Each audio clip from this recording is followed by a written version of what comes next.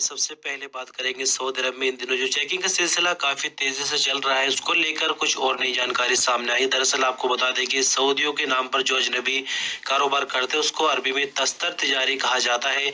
इसके लिए बाकायदा 6 महीने का टाइम दिया गया था और 16 फरवरी इसकी आखिरी तारीख थी। 17 फरवरी से चेकिंग शुरू हो गई है और चेकिंग ये किसी एक विभाग की तरफ से नहीं की जा रही है, बल्कि सऊदी गवर्नमेंट के अलग अलग विभाग जिसमें जवाजात, पुलिस और इसके अलावा मिनिस्ट्री ऑफ कॉमर्स यानी कई तरह के विभागों को मिलाकर एक कमेटी बनाई गई है और मार्केटों में चेकिंग का सिलसिला जारी है। इस हवाले से एक वीडियो जारी की गई है जो कि आपके सामने है।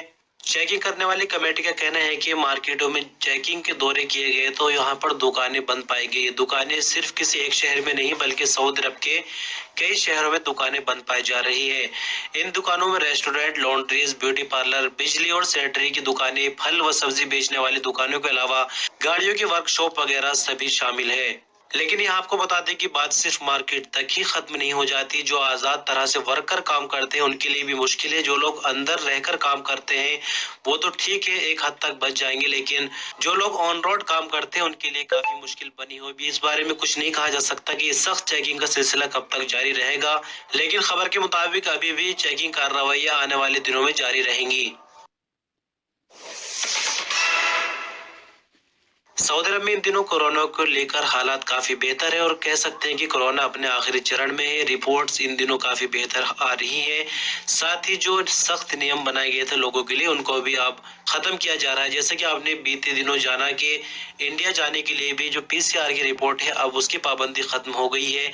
अब यहाँ खबर आ रही है किंग फहद पुल के रास्ते जो भी बहरीन जाएंगे उन पैसेंजर्स के लिए भी पीसीआर की शर्त खत्म कर दी गई है। इसके लिए सऊदी या अजनबी होने के लिए कोई शर्त नहीं है। जो कोई भी सऊदी अरब से बहरीन जाएगा किंग फहद पुल के जरिए उनको पीसीआर की रिपोर्ट नहीं दिखानी होगी। इस नियम पर आज ही यानी 20 फरवरी से अमल शुरू हो चुका है।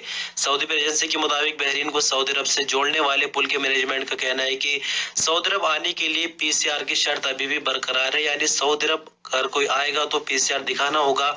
जाने के लिए ये पाबंदी खत्म कर दी गई है।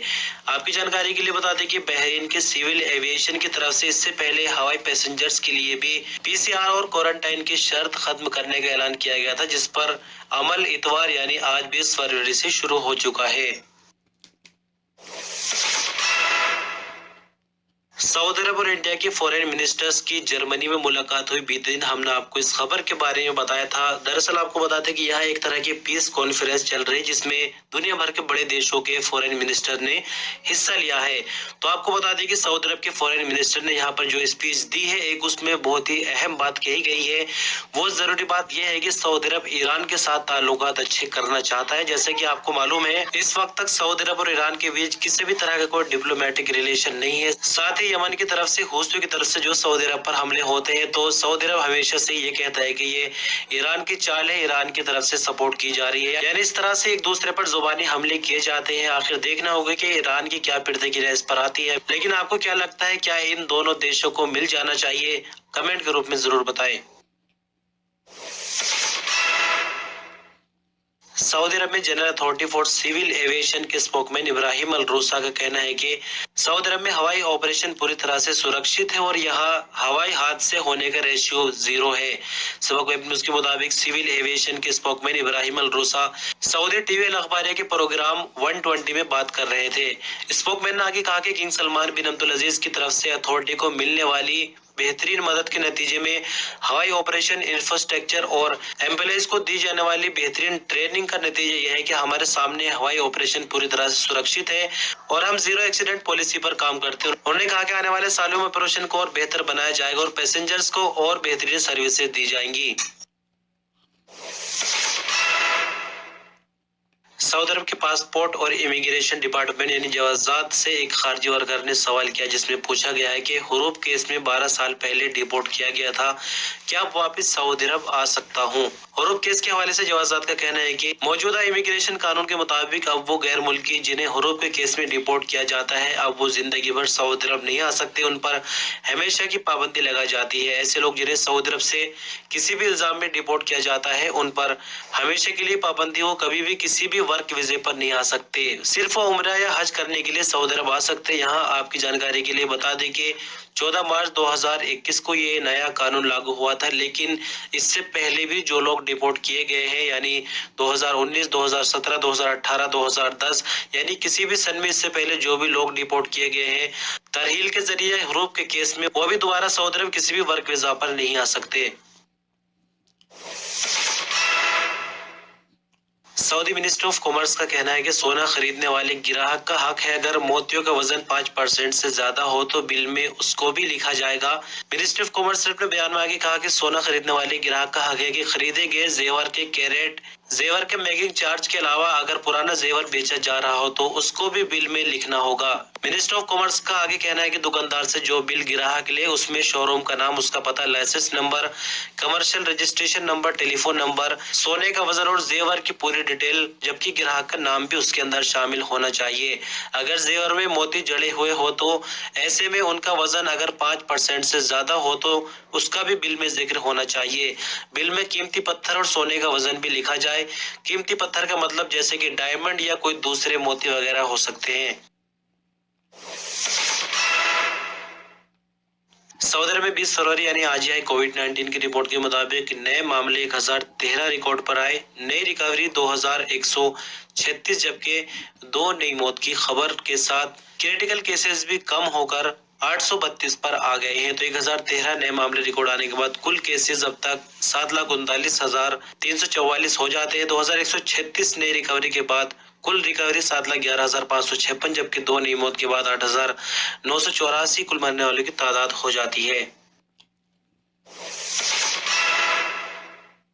सऊदी अरब के अल-बाहर रीजन की पुलिस ने एक औरत को टक्कर मारकर जख्मी करने वाले तेज रफ्तार कार के ड्राइवर को गिरफ्तार कर लिया है। अल-बाहर रीजन के एक हाईवे पर तेज रफ्तार कार ड्राइवर पैदल सड़क पार करने की कोशिश करने के दौरान एक औरत को टक्कर मारकर फरार हो गया था। हादसे की वायरल वीडियो में देखा गया कि सड़क पार करने की कोशिश के दौरान कार की टक्कर से औरत सड़क पर गिरकर बेहोश हो गई, जबकि दूसरी गाड़ियां भी वहां से गुजर रही थी। सड़क पर मौजूद लोगों ने हादसे के बारे में पुलिस को तो खबर किया है, साथ ही उस औरत को दूसरी तेज रफ्तार गाड़ियों से भी बचाया।